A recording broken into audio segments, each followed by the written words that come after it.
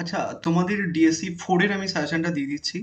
And I am so sorry, তোমাদের questions গুলো একটুখানি সেপারেটলি লিখে পোস্ট করতে হতো, বাট আমার অতটা টাইম হচ্ছে না এবারে। তো এই কারণের জন্য পোস্ট করা হচ্ছে না। বাট একটা বনু প্রশ্ন দিল আমাকে ডিএসসি 3 দেখলাম যে ওখানটায় অনেকগুলো প্রশ্ন আগের দিন যেমনভাবে বললাম তেমনভাবে করলে অনেকগুলো প্রশ্নই কমন পাওয়া যাচ্ছিল। ডিএসসি 4টাও আমি আগের বারে সাজেশনসটা দিয়েই কোশ্চেন্স গুলো পোস্ট করে দিচ্ছি। তোমাদের যে কথাগুলো বলছি একটুখানি সাজেশনটা দেখতে দেখতে একটুখানি খাতাটা বের করে ওই ব্যাপারটা একটুখানি ম্যানেজ করে নিও। যেহেতু আগের বারের প্রশ্নগুলো বাদ দিতে বলবো এবং কয়েকটা প্ল্যানিং বলবো, তো সেটার জন্য তো তোমাদের সুবিধা হবে, যেটা আমার করা উচিত ছিল বাট আমার সময় হচ্ছে না। যাই হোক, এবার তোমাদের কয়েকটা জিনিস একটুখানি বলে দিই। যে এর আগের বারে তোমাদের ফার্স্ট কথা নিজেদের কাছে রাখতে হবে এর আগের বারের প্রশ্ন। যদি নাও রাখো আমি মুখে বলে দিচ্ছি, অ্যাকচুয়ালি আমার কাছে রয়েছে। দেখবে একটা ভিডিও পোস্ট করা আছে যেখানটায় সমস্ত প্রিভিয়াস ইয়ারের প্রশ্ন কোন জায়গাতে ডাউনলোড করতে হয়, দেন সেটা করা আছে। আমার চ্যানেল দিয়ে সার্চ করবে, পেয়ে যাবে। বাট ইউজুয়ালি অনেকে ভিডিও পোস্ট করে রেখে দিয়েছে ওটার ব্যাপারে, যে কোন জায়গা থেকে প্রিভিয়াস ইয়ারের প্রশ্ন ডাউনলোড করা যায়। এবার যেটা জানার সেটা হচ্ছে কি, যে কোন কোন টপিক থেকে এর আগের বারে প্রশ্ন পড়েছিল। সেই টপিকগুলো এবার তোমাদের অতটা ইম্পর্টেন্ট নয়। ইম্পর্টেন্ট থাকলেও 5 মার্কসের জন্য সেই প্রশ্নগুলো। তোমাদের আমি আগের দিন বলেছি ডিএসসি 3 ভিডিও পোস্ট করার সময়, যে তোমাদের যে প্রশ্নগুলো এর আগের বছর পড়েছে সেই প্রশ্নগুলো 15 মার্কসের প্রশ্ন হোক বা 20 মার্কসের প্রশ্ন হোক, 20 মার্কসের প্রশ্নগুলো আর 20 মার্কসে পড়বে না। তো 20 মার্কসের প্রশ্নগুলো ভেঙে 5 মার্কসের জন্য দেবে। তো যে প্রশ্নগুলো এর আগের বারে পড়ে গেছে দেন সেগুলো বাদ দিতেও হবে আবার পড়তে হবে এমন। যেহেতু 20 মার্কসের প্রশ্নগুলো 20 মার্কসের জন্য দেবে না, ওই কারণে পড়তে হচ্ছে না। বাট আবার 20 মার্কসের প্রশ্নটা ভেঙে আবার 5 মার্কসের জন্য দেবে, ওই কারণে আমার পড়তে হচ্ছে। তো এই ব্যাপারগুলো একটুখানি গোল মেলে। তাও তোমাদের যে মোস্ট ইম্পর্টেন্ট প্রশ্নগুলো বলবো সেগুলো ভালো করে তো শুনবেই। প্রথমে এই পার্টটুকু একটুখানি দেখে নাও, তাহলে ভালো করে বুঝতে পারবে। অনেকে এই পার্টটুকু স্কিপ করে যায়, বাট এটা ইম্পর্টেন্ট পার্ট। দেখো, এর আগের বারে তোমাদের এখান থেকে প্রশ্ন দিয়েছিল, একদম ফার্স্ট প্রশ্ন যেটা রেখেছিলাম সেটাই কমন পড়েছিল ওদের।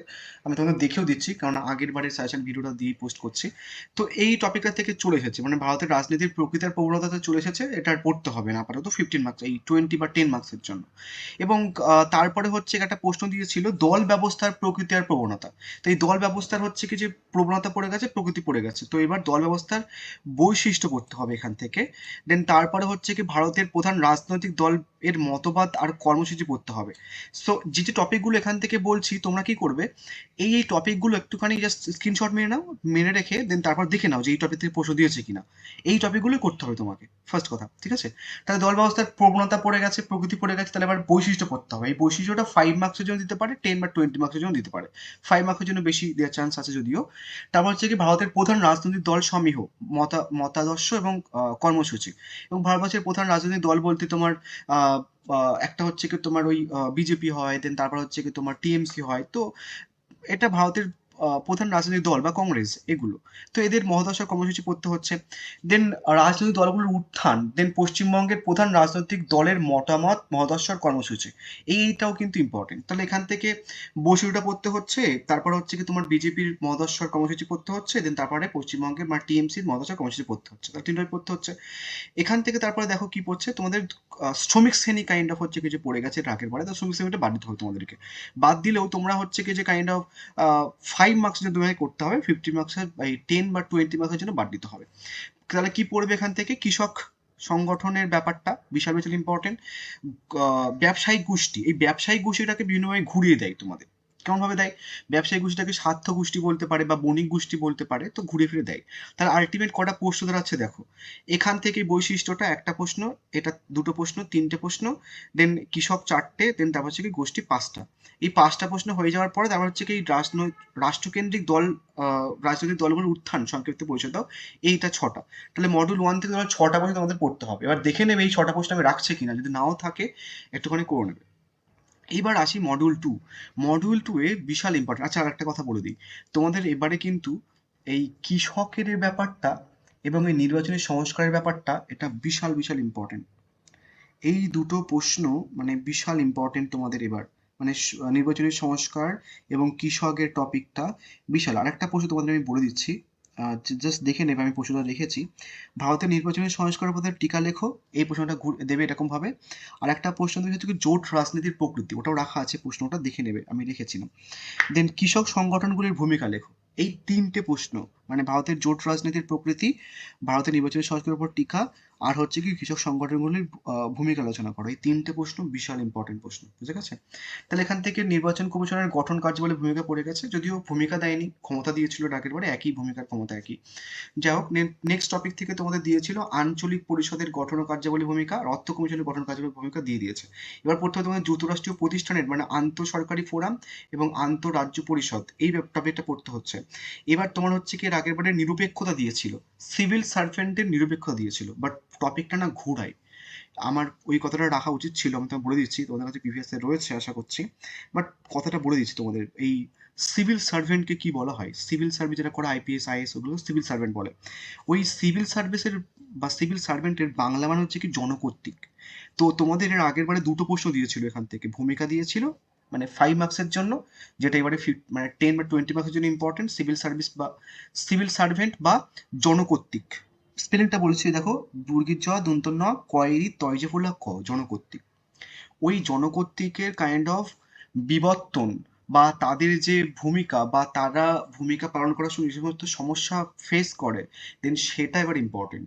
নিরপেক্ষতা চলে এসছে, নিরপেক্ষতাটা পড়তে হবে না, বোঝা গেছে? সিলেবাসটা বুঝে দিলাম, এবার কোশ্চেন্সগুলো দেখো। আমি দেখিয়ে দিচ্ছি এর আগেবারে কোন প্রশ্নগুলো হুবহু পড়েছিল। এই প্রশ্নটা একদম ক্যালকাটা ইউনিভার্সিটি হুবহু তুলে দিয়েছিল, হুবাহু। মানে 1990 থেকে দল ব্যবস্থার প্রকৃতি, পরিবর্তনশীলতার প্রবণতা সংক্ষেপে টিকা লেখো, 1990 মেনশন করে দিয়েছিল, হুবাহু দিয়েছিল। এটা আর পড়তে হবে না। এবার তোমরা এই অথবা প্রশ্নটা, এই টপিক দুটো বাদ দাও। এবার পড়বে হচ্ছে কি এই প্রশ্নটা, রাজনৈতিক দল ব্যবস্থার বৈশিষ্ট্য আর গতি প্রকৃতি বা রাষ্ট্রকেন্দ্রিক দলগুলোর উত্থান, এই প্রশ্নটা পড়বে। ঠিক আছে? এখান থেকে এটা পড়তে হবে না। বাট এই প্রশ্নটা পড়ার আগে তুমি নেক্সট প্রশ্নটা পড়বে। এই প্রশ্নটা পড়বে ভালো করে।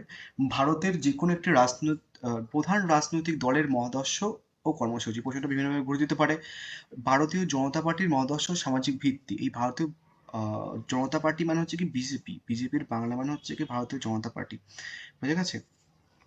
নেক্সট হচ্ছে কি এদের ভাবদর্শ মতামত, বিশাল বিশাল ইম্পর্টেন্ট। এবং একটা জিনিস তোমাদের বলি, এই যে প্রধান রাজনৈতিক দল ভারতের, এই প্রধান রাজনৈতিক দলের মধ্যে বিজেপি পড়ে প্লাস কংগ্রেস পড়ে। ঠিক আছে? এটা প্রধান রাজনৈতিক দল। তো তোমাকে বিজেপিও মুখস্থ করতে হবে প্লাস কংগ্রেসও মুখস্থ করতে হবে, বাট শুধু বিজেপি করলে কাইন্ড অফ হয়ে যাচ্ছে। তাহলে এই প্রশ্নটা থেকেও এটা ইম্পর্টেন্ট। এটা বেসিক্যালি বৈশিষ্ট্যটা, দল ব্যবস্থার বৈশিষ্ট্য, যেহেতু দল ব্যবস্থা আগেবারে পড়ে গেছে, দল ব্যবস্থার বৈশিষ্ট্য 5 মার্কের জন্য পড়বে, বুঝে গেছে? প্রশ্নটা দিলে কেমনভাবে দেবে, এইভাবে দেবে প্রশ্নটা, ঠিক আছে? 2 নম্বর হলো। 3 নম্বর হচ্ছে কি এই প্রশ্নটা খুব খুব ইম্পর্টেন্ট একটা প্রশ্ন। পশ্চিমবঙ্গের প্রধান রাজনৈতিক দল এর মতাদর্শ ও কর্মসূচি। এবার পশ্চিমবঙ্গে কটা রাজনৈতিক দল আছে প্রধান? দুটো আছে, একটা তৃণমূল আছে, একটা হচ্ছে কি তোমার বামফ্রন্ট আছে। এবার যদিও এখন বিজেপি চলে এসেছে, তো বিজেপিরও একটু কাইন্ড অফ ইম্পর্টেন্ট। তো তোমরা কাইন্ড অফ শুধু কংগ্রেসের মতাদর্শ আর কর্মসূচি পড়তে পারো, তাহলেও কিন্তু হয়ে যাবে। ভারতীয় সংসদে বিরোধী দলের ভূমিকা। এই সংসদে বিরোধী দলের ভূমিকা মানে হচ্ছে কি তোমার কংগ্রেসের ভূমিকা, বা আমাদের পশ্চিমবঙ্গে যদি বলা হয় তাহলে হচ্ছে কি যে বিজেপির ভূমিকা। তো ঘুরে ফিরে কিন্তু প্রশ্নটা দেবে, দেখে রাখবে। এরকম ধরনের প্রশ্ন হুবাহু পড়ে আমার কোশ্চেন্স গুলো থেকে। তাহলে কটা হলো? 3টে হলো। এবার 4 নম্বর এই প্রশ্নটা, এটা এর আগের বার হুবাহু পড়ে গেছে, এটা আর করতে হবে না, বাট অথবা প্রশ্নটা করবে। আগেরবারে পড়েছিল ভারতীয় রাজনীতির গতি প্রকৃতি ও গতিধারা বা প্রবণতা, বাট জোট রাজনীতির গতি প্রকৃত ধারা পড়েনি। জোট রাজনীতি এবং ভারতের রাজনীতির প্রকৃতি আলাদা, কিন্তু কাইন্ড অফ আলাদা। কিন্তু জোট রাজনীতি মানে হচ্ছে কিছু কোলিশন গভর্নমেন্ট, মানে কোলিশনস করে, মানে অনেকগুলো রাজনৈতিক দল একসাথে মিক্সড হয়ে যে রাজনীতিটা করা হচ্ছে, দেন সেটাকে বলা হচ্ছে জোট রাজনীতি। যেমন ধরো টিএমসি কথা বলি, তো টিএমসি যদি নর্মালি হচ্ছে কি সিপিএম এর সাথে সিপিএম কে সঙ্গে নেয় বা বিজেপি কে সঙ্গে নেয়, তাহলে সেটাকে জোট রাজনীতি বলা হয়। তো ওই জোট রাজনীতির প্রকৃত গ্রন্থটা ইম্পর্টেন্ট, এবং ভারতের রাজনীতির প্রকৃতি গ্রন্থটা ওটা পড়ে গেছে, কিন্তু জোট রাজনীতি করবে। নেক্সট এবার যেটা সব থেকে বেশি ইম্পর্টেন্ট, যেটা বলছিলাম তোমাদের সিলেবাস বোঝানোর সময়, এই যে ব্যবসায়ী গোষ্ঠী। এবার এই ব্যবসায়ী গোষ্ঠীর থেকে বিভিন্নভাবে প্রশ্নটা ঘুরে আসতে পারে, যে ব্যবসায়ী গোষ্ঠীর ভূমিকা লেখো বা ব্যবসায়ী গোষ্ঠীর ভূমিকা বা গুরুত্ব লেখো, ব্যবসায়ী গোষ্ঠী বা রাজনীতির মধ্যে সম্পর্ক লেখো। এই সম্পর্কটার একটা প্রশ্ন এখানটায় অ্যাড করে নাও, পার্থক্যটা কিন্তু দেয়। তো যেহেতু একই জনরার প্রশ্ন বা একই ধরনের প্রশ্ন আমি রেখে দিয়েছি, এবং তোমাদের লেন্দি প্রশ্ন আসে, তো লেন্দি প্রশ্নটাও এটা দেখে নিও। ভারতের কেন্দ্র রাজ্য পর্যায়ে বিভিন্ন সিদ্ধান্ত গ্রহণ প্রভাবিত করার ক্ষেত্রে সংগত ব্যবসায়ী গোষ্ঠীর ভূমিকা লেখো। তোদের লেন্দি প্রশ্ন হয়, তো লেন্দি প্রশ্নটা কাইন্ড লিখে রাখো, একই অ্যান্সার, সমস্যা নেই। এবার আসছে হচ্ছে কি যে পরবর্তী প্রশ্ন, ভারতীয় রাজনীতিতে শ্রমিক শ্রেণীর ভূমিকা। এই শ্রমিক শ্রেণীর ভূমিকাটা এর আগেবারে কিভাবে পড়েছিল একটুখানি শুনে নাও। বলেছিল ভারতের রাজনীতিতে শ্রমিক সংগঠনগুলির ভূমিকা সংক্ষিপ্ত কি করেছে, সংক্ষিপ্ত আলোচনা করো। শ্রমিক সংগঠনগুলির ভূমিকা, মানে এটা পড়েছিল পার্টিকুলারলি। তো এই শ্রমিক শ্রেণী আর শ্রমিক সংগঠন একই টাইপের, তো এই প্রশ্নটা বাদ দিতে পারো। বাট এই প্রশ্নটাকে নর্মাল হচ্ছে কি যে 5 মার্কসের জন্য দেখে রাখবে, তো এটা পুরোটা বাদ দাও, শুধু 5 মার্কসের জন্য দেখে রাখবে এই প্রশ্নটা। হুম। এবার আরেকটা প্রশ্ন দেখে নাও, এই যে কৃষকের ব্যাপারটা বললাম, কৃষক সংগঠন বা কিছু, ওই কৃষকের ব্যাপারটা আগে রেখেছি যেহেতু কৃষকের ব্যাপারটা ইম্পর্টেন্ট বা কৃষক সংগঠনগুলোর ব্যাপারটা ইম্পর্টেন্ট। তো তাও কৃষকের প্রশ্নটা বিভিন্নভাবে ঘুরে আসতে পারে, কিভাবে ঘুরে আসতে পারে রেখে দিয়েছি, এখানে দেখে নেবে। তো এদের এই কৃষক সংগঠনগুলোকে কিন্তু স্বার্থগোষ্ঠী বলা হয়, ঠিক আছে, মানে ইংলিশে যাদেরকে বলা হচ্ছে কি তোমার ইন্টারেস্ট গ্রুপস। এবার কিছু এক্সট্রা প্রশ্ন দেখে নাও। এক্সট্রা প্রশ্ন ওদের জন্য খুব একটা কাজে লাগেনি, বাট এক্সট্রা প্রশ্ন তোমাদের জন্য এবার কিছু কাজে লাগবে। কৃষক সংগঠনগুলির ব্যর্থতা, এবার তুমি যখন এই কৃষক সংগঠনগুলির ভূমিকা পড়ে নিচ্ছ, ব্যর্থতার সাথে দেখে নেবে, সেপারেটলি করা দরকার নেই। আর একটা ইম্পর্টেন্ট প্রশ্ন স্টার মার্ক করে দিয়েছি আমি, ভারতের আঞ্চলিকবাদের উৎস সম্পর্কে আলোচনা করো, এর বিকাশ বা বিভব। এবং প্রশ্নটা আরেকভাবে ঘুরে আসতে পারে, ভারতের আঞ্চলিক রাজনীতির পর্যালোচনা করো, তুমি কি মনে করো যে ভারতের রাজনৈতিক সংস্কৃতির আঞ্চলিকবাদের ক্ষতিকারক বা যুক্তিকর আলোচনা করো। নেক্সট হচ্ছে কি জোট সরকারের ভূমিকা, এটাও ওপরে রাখা আছে, সেটা প্রেলি করতে হচ্ছে না। ভারতের নির্বাচন প্রক্রিয়ার প্রধান বৈশিষ্ট্য, এর আগের বারে তোমাদের নির্বাচন প্রক্রিয়ার ব্যাপারটা আসেনি, নির্বাচন কমিশন এসেছিল, তো নির্বাচন প্রক্রিয়ার ব্যাপারটাও কিন্তু ইম্পর্টেন্ট, এটাও কাইন্ড অফ একটুখানি দেখে নিও। এবং আরেকটা প্রশ্ন, এই একই প্রশ্ন মানে হচ্ছে ওই চাপ সৃষ্টিকারী গোষ্ঠী বা প্রভাবশালী গোষ্ঠী, ইম্পর্টেন্ট। তো তোমাদেরকে এই প্রশ্নগুলো একটুখানি করতে হচ্ছে, ডিএসসি 4টা একটুখানি লেন্দি, ঠিক আছে। এবার আসি এবার মডিউল 2। মডিউল 2 এ ফার্স্ট প্রশ্ন, মডিউল 1 এরও ফার্স্ট প্রশ্ন আর ক্যালকাটা ইউনিভার্সিটির আগের বারের প্রশ্ন হুবাহু মানে একই। মানে আমি মডিউল 1 এর ফার্স্ট প্রশ্ন যেটা রেখেছিলাম ক্যালকাটা ইউনিভার্সিটি ওটাই তুলেছে, মডিউল 2 এর ফার্স্ট প্রশ্ন যেটা রেখেছিলাম ক্যালকাটা ইউনিভার্সিটি ওটাই তুলেছে, ফার্স্টটাই রেখেছে। তো এটা আর করতে হবে না, এর আগের বারে পড়ে গেছে। শুধু চেষ্টা করো, এর আগের বারে পড়েছিল কি নির্বাচন কমিশনের গঠন কার্যাবলী পড়েছিল, বৈশিষ্ট্যটা পড়েনি আর।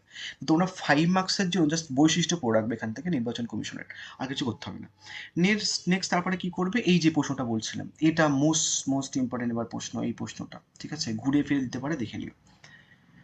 নেক্সট আসছে হচ্ছে কি তোমার এই আন্তঃরাজ্য পরিষদের গঠন কার্যাবলী এবং সামাজিক প্রভাব, এটাও ইম্পর্টেন্ট। এবার বললাম সিলেবাস দেখিয়েছি ওই কারণে জন্য প্রথমে, আর এখান থেকে দেয়নি।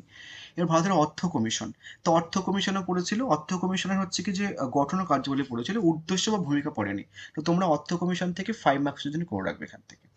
এবার সিভিল সার্ভেন্টের থেকে নিরপেক্ষতা এর আগেবারে চলে এসেছে, এটা আর করতে হবে না। এবার তোমরা কি করবে, মানে সিভিল সার্ভেন্ট কিভাবে রাজনৈতিক চাপ মোকাবিলা করে বা সিভিল সার্ভিস বিবর্তনে বর্তমান কাঠামোগুলো বিশ্লেষণ করো বা প্রভাব লেখো, ওইটা একটুখানি দেখে নেবে, নিরপেক্ষতা করতে হবে না, নিরপেক্ষতা এর আগেও চলে এসেছে। এবার 5 মার্কস জন্য দেখে নাও, 550 মানে 20 মার্কসের জন্য করে নিলে 5 মার্কসের জন্য আর করতে লাগে না। এবার এর আগের বারে ফি কি পড়েছিল, তো ফি কি আর করতে হবে না। 5 মার্কের জন্য ফিকি পড়েছিল। কি কি পড়েছিল বলছি, ফিকি পড়েছিল, জোট রাজনীতি পড়েছিল, অন্তরাজ্য পরিষদ পড়েছিল, নেক্সট ভারতের রাজনীতির একটা সমস্যা পড়েছিল, তো ওগুলো আর করতে হবে না, এই ওপরগুলো করবে। স্বার্থগোষ্ঠী হিসেবে বৃহৎ ব্যবসায়ী গোষ্ঠী বা ভারতের যে কোনো একটা রাজনৈতিক ব্যবসায়ী গোষ্ঠীর ভূমিকা লেখো, এগুলো করবে, ফিকে আর করতে হবে না। নেক্সট ভারতের রাজনীতির শ্রমিক শ্রেণীর ভূমিকা, এবার ওটা দিয়েছি দেখবে, শ্রমিক শ্রেণীটাকে স্বার্থগোষ্ঠী হিসেবে ট্রেড ইউনিয়ন ঘুরে ফিরে দিতে পারে। শ্রমিক শ্রেণী বড় প্রশ্ন হিসেবে পড়ে গেছে, তোমাদের এবার ছোট প্রশ্ন হিসেবে পড়তে হবে। এবার ভারতের নির্বাচন কমিশনের গঠন, নির্বাচন কমিশন যেহেতু এর আগেরবারে পড়েছে 20 মার্কসের জন্য, এবার 5 মার্কসের জন্য পড়তে হবে। নেক্সট মুখ্য নির্বাচনের কমিশনের অপসারণ পদ্ধতি, মোর্চা রাজনীতি বা জাতীয় গণতান্ত্রিক মোর্চা বা সংযুক্ত প্রগতিশীল মোর্চা, ইউপিএ যেটাকে বলা হচ্ছে, তোমরা পরবর্তীকালে বড় হলে শুনবে ইউপিএ ব্যাপারটা কি। নেক্সট এই প্রশ্নটা ইম্পর্টেন্ট, তৃণমূল কংগ্রেসের উদ্ভব, এটাও কাইন্ড অফ দেখে রাখবে।